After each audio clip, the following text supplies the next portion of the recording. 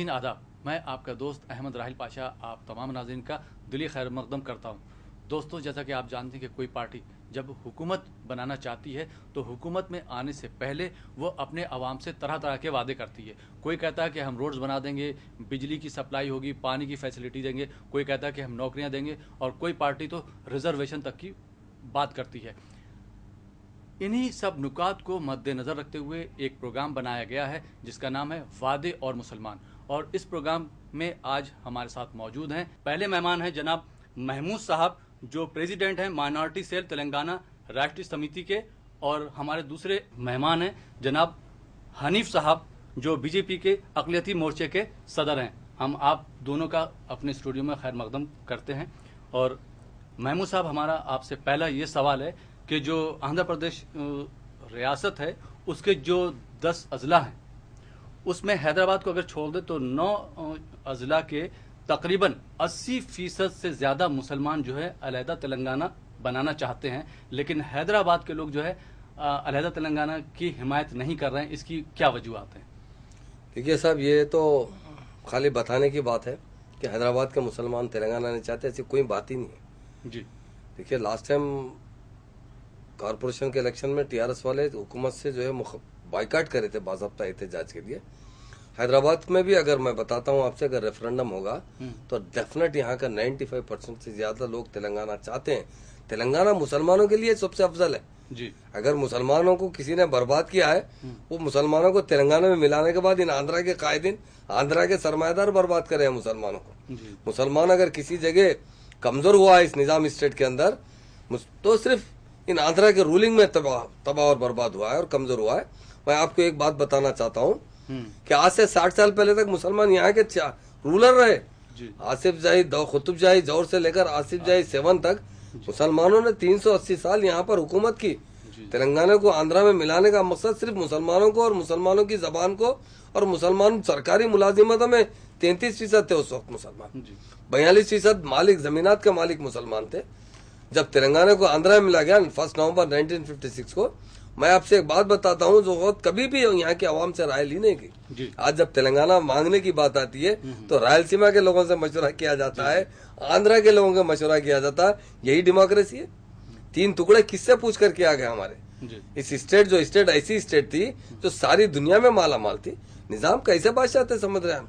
निजाम ने हमेशा इंसाफ किया है, हिंदू और मुसलमानों की दुआ की तरह देखा है, कभी भी निजाम ने नाइंसाफी नहीं की। इसीलिए आज निजाम सरकार को लोग याद करते हैं।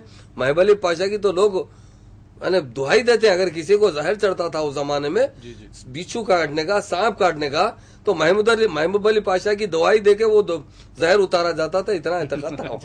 तो ये था सेकुलरिज्म, ये था मुसलमानों का राज। इसे खत्म करने के लिए तेलंगाना को आंध्रा में मिला गया। उसके बाद ही मुसलमान, आप देखिए, सरकारी मुलाजिमतों में 1% के बराबर हो चुके हैं। हर शोबे हयात में मुसलमान आज दूसरी कौमों से भी ज्यादा बैकवर्ड हो चुके हैं।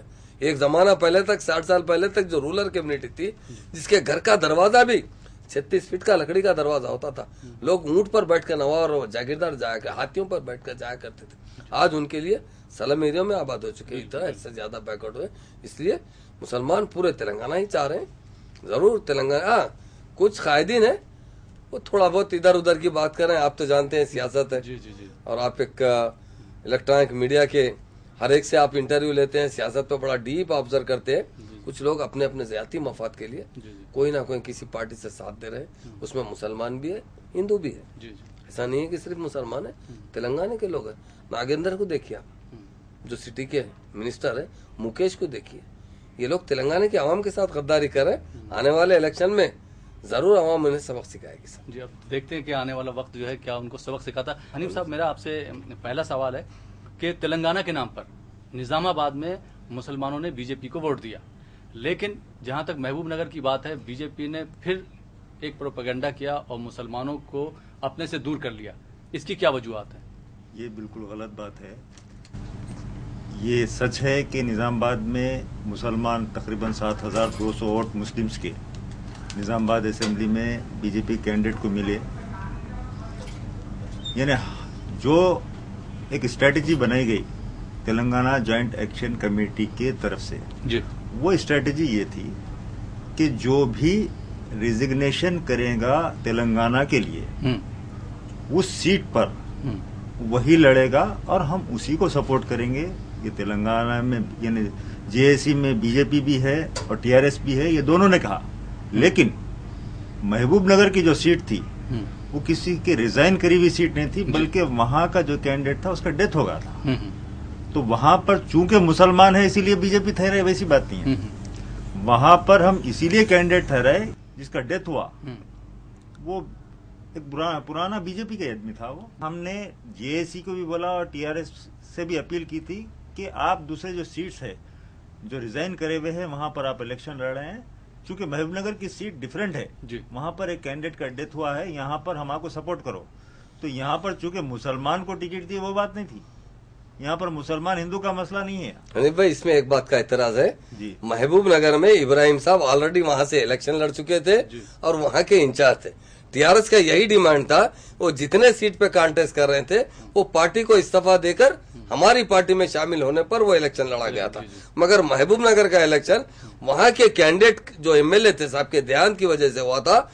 केसीआर साहब बीजेपी से कई बार अपील कर रहे थे कि आप एक हम मुस्लिम के, क्योंकि तेलंगाना चाहिए तो सबके लिए चाहिए, बिल्कुल। हिंदू और मुसलमान की बात नहीं। ऑलरेडी हमारे पास काफी 18-19 एमएलए हो चुके थे, 18 एमएलए। तो हम ये चाह रहे थे वो सीट पर इंचार्ज इब्राहिम साहब है, उन्हें लड़ना है, उन्हें मौका दीजिए। आप भी हमारी मदद कीजिए ताकि तेलंगाना सेकुलर तेलंगाना रहे, कोई फिरका परस्त तेलंगाना नहीं रहे। इब्राहिम साहब भी वहां पर इलेक्शन लड़े, बीजेपी का कैंडिडेट भी वहां महबूबनगर से इलेक्शन लड़ा, इंडिपेंडेंट कैंडिडेट वहां पर इलेक्शन जीता। जीतने के बाद समझो अब वो कांग्रेस में शामिल हो गया, वो तमाम चीजें हैं। लेकिन वहां पर बीजेपी भी इलेक्शन लड़ी इससे पहले, हमेशा लड़ते हुए आई। तो वहां पर चूंकि मुस्लिम को ठहरा रहे हैं वो मकसद नहीं था, बल्कि हम यानी वहां पर जैसा कि तेलंगाना के लिए रिजाइन करी हुई सीट नहीं है, वो एक कैंडिडेट मरा था इसीलिए हम वहां पर इलेक्शन लड़ाए। तो वहां पर कोई हिंदू मुस्लिम का मसला नहीं था चूंकि मुस्लिम कैंडिडेट है। मगर एक बात मैं आपसे बता दूंगा जी हनीफ भाई, वहां जो इलेक्शन हुआ कास्ट बेसिस पे हुआ। देखिए आप वहां नरेंद्र साहब आप पाकिस्तान को जिताएंगे, हिंदुस्तान की जिताएंगे। इब्राहिम साहब जीतेंगे तो रहीम जीतेगा तो पाकिस्तान का। तो इस तरह उसको बांटा गया। ये नहीं देखिए अगर आप लोग भी हम ये जानते हैं कि बीजेपी भी तेलंगाना की तायद करती है, ऐसी बात नहीं है। मगर उस मुस्लिम कैंडिडेट के लिए हम जरूर डेमोक्रेसी है, इसमें कोई हमें एतराज नहीं है, हर आदमी कॉन्टेस्ट कर सकता है वहां से। केसीआर साहब ने पहले आपको एमएलसी दिलाने की बात कही, ठीक है। उसके बाद महबूब नगर से उन्होंने जो अपना दूसरा कैंडिडेट खड़ा किया था उसके लिए उन्होंने सही तरह से कंपेनिंग भी नहीं की। इसके पीछे क्या वजह है? सब ये प्रोपेगेंडा है। केसीआर कभी भी किसी कॉन्स्टिट्यूंसी में जाके 2-2 दिन 4-4 दिन बैठ के कभी काम करने वाले आज तक आप तारीख उठा के देख लिया, खुद उनकी कॉन्स्टिट्यूंसी में जब भी वो करीमनगर से एमपी लड़े या निजाम महबूब नगर से एमपी लड़े, वो जाकर वहाँ कैंप नहीं करे कभी भी। सबको जैसा टाइम दिया गया, इब्राहिम साहब को भी, अलबत्ता इब्राहिम साहब के लिए और ज्यादा कोशिश की गई। इब्राहिम साहब के लिए हमारे पास बहुत से इंचार्ज डाले गए वहां पर, खासतौर से केसीआर की बेटी को भी वहां पर इंचार्ज डाला गया ताकि मुस्लिम वोटरों में फिर कर कैंपिंग कीजिए। मैं यकीन से कहता हूँ डेफिनेट वो जीतने की सीट थी। इसके लिए मैं बीजेपी को ने हमारे मुस्लिम मुसलमानों को भी इसका कसूरवार ठहराता हूँ। मुसलमानों में पॉलिटिकल अवेयरनेस नहीं है, एक नहीं 4 कैंडिडेट वहां से जाकर इंडिपेंडेंट डाले। जब एक कोई रड्डी कॉन्टेस्ट करता है तो सारे रड्डी उसी को वोट डालते हैं, कोई एक कॉन्टेस्ट करने वाला नहीं रहता। जब मुसलमान कॉन्टेस्ट करता है तो उसके लिए मुसलमान भी जिस तरीके से आगे बढ़कर जो है उसको सपोर्ट करना चाहिए वो नहीं करे। हकीकत देखा जाए तो बहुत से लोग जिसके कैंडिडेट नहीं थे, आप देखिए, मैं नहीं बोलना चाहता हूँ आपके स्टेटस से, हमारे हाफिज पीर शब्बीर अहमद साहब जो जमातुल उलमा के सदर है, उन्होंने किसी और जगह भी जाकर कैंपिंग कर सकते थे, मगर यहाँ आकर कैंपिंग करे। उससे उनको क्या फायदा हुआ? देखिए साहब, वो कांग्रेस की तरफ से उन्हें एमएलसी मिली थी, उनकी तो कोई पॉलिटिकल पार्टी नहीं है। और इसी तरह दूसरे पार्टी के लोग भी जिसका कैंडिडेट नहीं है वो भी जाके लोगों के सपोर्ट के लिए कैंपिंग करे। मैं इसकी सख्त मजम्मत करता हूँ। मैं ये यकीन से आपसे बताता हूँ, जहां पर भी मुसलमान ठहरे तो डेफिनेट तमाम लोग उस मुसलमान को जिता कर लाएंगे तो असेंबली में हमारी नुमाइंदगी हो सकती है। अब जैसा हम गुफ्तगू जारी रखेंगे, नाज़रीन वक्त हो चला है एक छोटे से ब्रेक का। ब्रेक के बाद आपसे जरूर मुलाकात करते हैं।